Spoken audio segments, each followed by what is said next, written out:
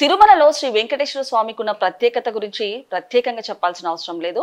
అలాంటిది తిరుమలలో శ్రీ వెంకటేశ్వర స్వామికి సంబంధించిన పింక్ డైమండ్ వ్యవహారం మళ్ళీ తెరపైకైతే వచ్చింది. మరి దీని గురించి విశ్లేషించుకోవడానికి మనతో పాటు senior journalist and doctor Durga Vadlamani గారు ఇప్పుడు మనతో ఉన్నారు. నమస్తే మేడం. నమస్తే అండి మేడం. మరి చూడొచ్చు, తిరుమల తిరుపతి వెంకటేశ్వర స్వామి ఎంత ప్రత్యేకతమైందో మనందరికి తెలిసిందే. అలాంటిది తిరుమల తిరుపతికి సంబంధించిన వెంకటేశ్వర స్వామికి సంబంధించిన పింక్ డైమండ్ వ్యవహారం ఇప్పుడు మళ్ళీ తెరపైకి వచ్చింది.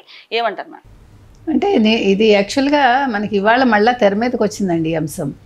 గతంలో 2018లో తిరుమల తిరుపతి దేవస్థానంలో ఈ పింక్ డైమండ్ మాయమైపోయిందని చెప్పి దీన్ని బ్రెజిల్లో వేలం వేశారంటూ ఒక పెద్ద ఇష్యూ చేశారు వైసీపీ వాళ్ళు, ముఖ్యంగా రమణ దీక్షితులు. అయితే దాన్ని మళ్ళీ ఇప్పుడు తెర మీదకి ఎందుకు తీసుకొచ్చారంటే, ఆర్కియలాజికల్ సర్వే ఆఫ్ ఇండియా అధికారి ఎవరైతే ఉన్నారో మునిరత్నం రెడ్డి దీని మీద పరిశోధన చేసి ఆయన మహారాణి ప్రమోదాదేవి గారిని కూడా కలిసి, మైసూరు మహారాణి వివరాలు సేకరించడం జరిగింది. ఆ హారం అప్పట్లో 8,500 రూపాయలకి ఢిల్లీలో చేయించారట. అందులో ఉన్నది కెంపు రాయి. ఆ రాయి విలువ 50 రూపాయలు మాత్రమే. అయితే మీకు స్వామివారి ఉత్సవమూర్తులకి 2001 నుంచి పెడుతున్నారట దాన్ని. అయితే స్వామికి వీళ్ళు నాణ్యాలు విసురుతూ ఉంటారు భక్తులు. అలా విసరడంలో ఆ రాయి కొంచెం దెబ్బతింటే దాని స్థానంలో ఒక పగడాన్ని పెట్టారు. దీన్ని ఎంత పెద్ద ఇష్యూ చేశారంటే, చంద్రబాబు నాయుడు ఇది చేయించారు, చంద్రబాబు నాయుడు హయాంలో ఒక పెద్ద వజ్రం మాయమైపోయింది, ఆ వజ్రం విలువ కొన్ని కోట్లు అంటూ ప్రచారం చేసి, అంటే చంద్రబాబు నాయుడు గారిని ఎంత ఇబ్బంది పెట్టాలో అంత ఇబ్బంది పెట్టారు వైసీపీ వాళ్ళు. అయితే ఇవాళ మొత్తం వాళ్ళు దాని మీద మునిరత్నం రెడ్డి గారు చేసిన పరిశోధనలో అది కేవలం ఒక రాయి మాత్రమే అని, దాని విలువ కూడా 50 రూపాయల కంటే ఉండదు. అయితే దీన్ని ఎప్పుడు ఇచ్చారు అనే అంశాన్ని మనం చూసుకుంటే కనుక, అయితే 1944 డిసెంబర్ 29న ప్యాలెస్లో రామయ్య అనే అధికారి జనవరి 9, 1945లో చామరాజ ఒడియార్ గారు వస్తారు తిరుపతి దర్శనానికి. వారు రేణిగుంటలో ట్రైన్ దిగాక మంచి కార్లు ఒక 2 పెట్టాలి, తిరుమలకి శ్రీకాళహస్తి వెళ్ళటానికని ఆయన తాకీదు ఇచ్చినట్టుగా తెలుస్తోంది. అయితే అప్పుడు 1945లో వారు స్వామివారిని దర్శించుకున్నప్పుడు ఈ హారాన్ని స్వామివారికి సమర్పించడం జరిగింది.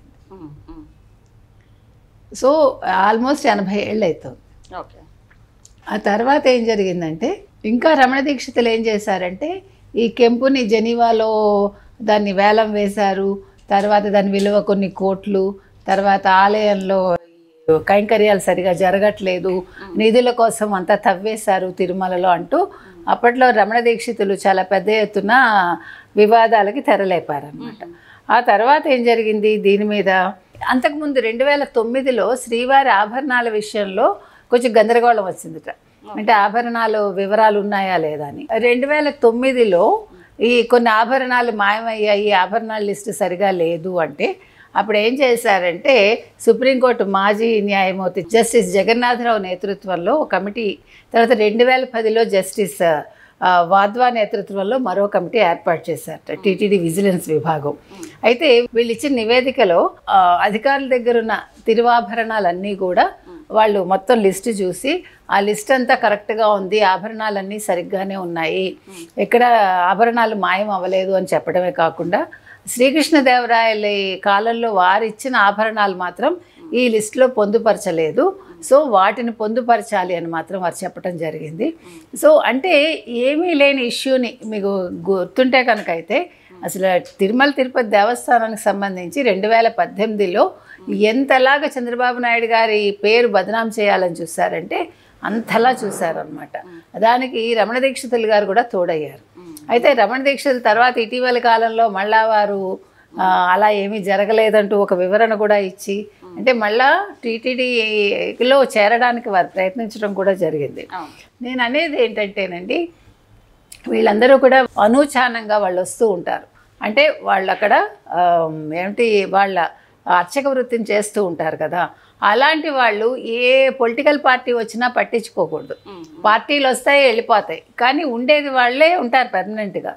అంటే స్వామివారు ముఖ్యం తప్ప ఈ రాజకీయ నాయకులు ముఖ్యం కాదుగా. మరి ఎందుకని ఈ రకంగా చేసి చంద్రబాబు నాయుడు గారి పేరు బదనాం చేయాలనుకున్నారు అంటే ఆయన ఎందుకు వైసీపీ వాళ్ళకి కొమ్ము కాసారా మనకి తెలియదు. ఇంకొకటి మేడం, అంటే తిరుమల తిరుపతిలో అంటే ఇంతకు ముందు కూడా వైసీపీ వాళ్ళు క్యూ లైన్లలో వసతులు బాగాలేవని అండ్ అలాగే లడ్డూలోని కల్తీ నెయ్యి విషయం మనకు తెలిసిందే, ఏ విధంగా వాళ్ళు దుష్ప్రచారం చేశారో. అంటే ఏంటి మేడం అసలు ఏం జరుగుతుంది? అంటే ఇప్పుడు కూటమి ప్రభుత్వం వచ్చిన తర్వాత ఇవన్నీ సెట్ చేశారని చెప్పొచ్చు చంద్రబాబు నాయుడు గారు, అలాంటిది ఇప్పుడు వైసీపీ నేతలు మళ్ళీ దుష్ప్రచారం చేస్తున్నారు, ఏ విధంగా చూడొచ్చు అంటారు? అంతేనండి, ఇప్పుడు వాళ్ళకి ఏంటంటే ఎలాగైనా ఈ ప్రభుత్వాన్ని అస్థిరపరచాలి. ఇప్పుడు ఏ ఇష్యూ లేదు, ఏదో ఒక ఇష్యూ చూపించాలి కదా, అందుకోసం అలా చేస్తారు అంతే. దీనికి మనం ఏమి చేయలేం, వాళ్ళ బుద్ధి అంతే. కానీ ప్రజలకి తెలుసు కాబట్టి కూటమి తన పనులు తను చేసుకుంటూ వెళ్ళిపోతుంది.